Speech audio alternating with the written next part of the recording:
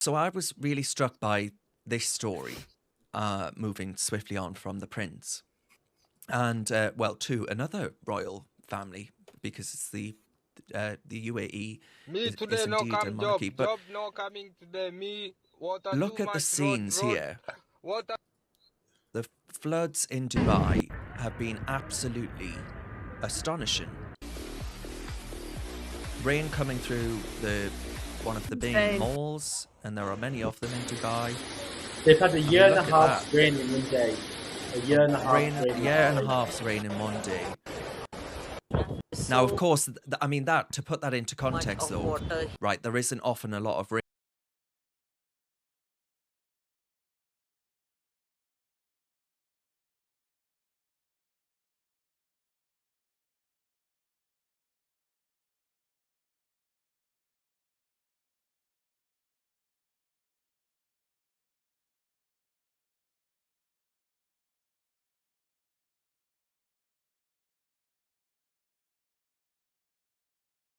The day before, 18 months, as Qais says, rain fell in 24 hours, causing chaos that closed airports and sparked rush to flee the country.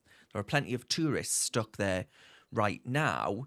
Now, they actually had an explainer of what this actually means, because I was thinking, what on earth is cloud seeding? It sounds like something out of some sci-fi thing. But it says, how does cloud seeding work? And it shows you that the weather stations monitor the atmosphere for suitable clouds. A plane is equipped with specialized flares and they're launched. Salt is released into the promising clouds, and supercooled water condenses around the salt grains that are put out by this plane, and water droplets become heavy enough to fall as rain, which equals in 15 to 25% extra rainfall each year. Now, this got me thinking, right? Because of course the climate alarmists are using this as a way to point at the world and say, well, we need net zero and we need it right now, otherwise we're all going to be like the UAE and be underwater, and our planes won't be able to take off, our shopping centres will be absolutely flooded, our lives will be made immeasurably worse. But then I'm wondering, to what extent could actually technology and people trying to be a little bit too clever be playing in all of this? Like, and then you've got some people online, Chloe, saying things like, well, perhaps actually they're doing this deliberately so that we all buy into the climate change alarmism. I, I don't buy that conspiracy theory. I think it may be self-inflicted to the extent that their cloud seeding went wrong by accident. They put too much salt into the clouds, for example. I think that's possible, but I don't think that the UAE has any particular desire to be, pushing this Greta Thunberg climate agenda. I really don't buy that. A lot of these weather events, I think, often get oversimplified by all sides. A lot of the time they are multifactorial, so even if climate change does have something to do with it, it was probably something which was made worse by perhaps the fact that they had put a load of salt in the clouds the day before. So a lot of the time it gets oversimplified. It is quite scary what's happened there. I'm sure it will cost a lot of money to repair the damage that has clearly been done. Seems like absolute havoc there. But I do have to say, although I feel sorry for them, I do feel a little bit better about myself every time I see cars being drowned, because I actually ruined my first car by not moving it before the tide came in. And everyone mocks me for it, and so I feel a bit better about myself knowing I'm not the only one who's had their car sunk. Well, I mean, yes, Kez, you obviously saw all of those scenes because you just told us that fact there, that 18 months worth of rain The falling in worst is 24 5 hours. years. Do you think actually, but do you look at this technology and do you think actually we're trying to play God here and this is making things worse? Well, I actually hope it is true. I hope they did manufacture it because if you look at Africa, if you look at Egypt, the River Nile, they need water. Yeah. Go to Sudan, they're crying out for water. So if you can manufacture rain, it'd be a good thing. Yeah. Africa needs water.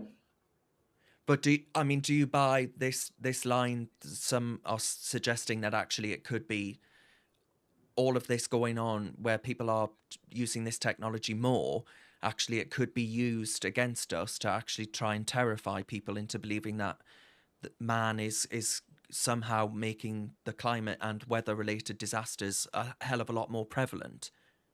I mean, there's opportunity cost with everything. I think that's just people just latch onto anything. So, I mean, I hope they did manufacture it, but it's yeah, it's I do think the climate alarmists will grab onto it, but at the same time, there's countries in Africa that don't have enough water, so you can't win.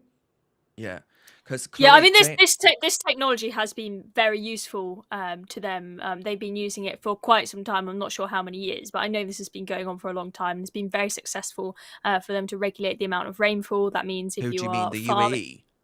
yeah, they've been using Yeah, this can be great for farming because you know won't have an entire season devastated with no good harvest because you didn't get enough rain because they can control it. So although it seems a bit dystopian, it is quite a cool technology. Clearly, on this occasion, it has gone wrong. But I'm sure if you probably ask them, even though this is a bit of a nightmare, it might cost them a bunch of money. They might say, on the whole, over the years, we have got way more out of this than the damage that has been caused by this one mistake. So it could be, as Kez suggests, it could be a very interesting technology to consider bringing into parts of Africa, for example, that are struggling with getting enough rainfall, even though it seems a little bit crazy and dystopian. yeah, because a lot of our viewers, I think, are skeptical of the use of this technology because we had, and I blame lockdown for doing this to a lot of people because of what they did and the fear narratives that they pushed during this. Because a lot of our viewers are of the view that this technology could be actually used against us and is quite scary. Although, Kes, I think, very eloquently set out how it could be utilized in parts of the world suffering from droughts, which absolutely need rainfall. But James, for example, has commented saying if you make climate change predictions that don't ever come true, you must make it come true. So you geoengineer the weather for it. Scotland, for example, has just abolished one of its climate targets to reduce carbon emissions by 75% by 2030. Even the activists at the Climate Change Commission said that that was completely unviable and not possible. Now, another one, Starlight says, divide and chemtrail. That's progress, folks. Redbird, chemtrails, of course, it's just another conspiracy. I can get why people are skeptical and weary of government and people trying to scare us now. Am I being totally mad? Am I insane? Go on, Kez. But why would the Dubai government want to scare its own people? You know, the people No, are not so yeah. I'm not saying the Dubai government, but I am saying that it is already being utilized to try and scare people, right? I just think the left are coordinated. If there wasn't enough rain, they'd be making a scene out of that. So it's just they'll latch onto anything. Yeah. Chloe? As I said before, with almost all of these extreme weather events, it gets oversimplified by all sides. There is not really one cause of a crazy weather event. We all know that to start a fire, for example, if we're talking about wildfires, there are many different factors that are required for a big fire to start, heat being one of them, but many other things. So that is the problem. It's oversimplification, and I kind of understand why, from a sort of journalistic perspective, is you need to put up these like really short, snappy articles that are only a few hundred words long. You don't really get the chance to properly explain out all the different factors that are going on. So you can end up with these sort of alarming articles. I also find, even if climate change does contribute to an event, you'll have these articles which are scaremongering, saying like we're all doomed, and if there's a mention of, say, like the solutions to the problem, those aren't really mentioned until like the bottom of the article, if at all, so nobody really gets there and everyone just gets really scared. So yeah, it's a bit of a problem in journalism. All right. Well, I'll let the viewers at home decide. They can see what they make of all of this and whether or not, technology there to be harnessed good for the greater good, or whether it's going to be utilised against us, who knows. Have you got what it takes to be a reasoned presenter? Well, send us a short clip of yourself to join@reasoned.uk and we might be seeing you on this very channel very soon indeed.